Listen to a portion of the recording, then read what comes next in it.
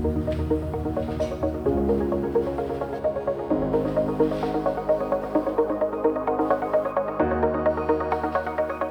name is Kurt Reisick. I'm Director of Vehicle Integration and Testing at Damon Motors.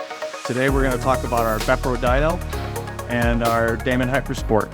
So as you can see, we've got our Hypersport loaded on the dyno, and we're going to run it up through some RPM sweeps and collect some data from the horsepower and torque, which is measured by the Bapro Dyno.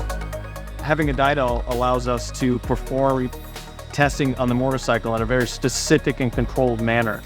Out in the real world, there are so many variables. With the dyno, we can control the variables very tightly and precisely and conduct very specific tests, and which allows us to collect good data and make engineering decisions from the data that was collected off the dyno.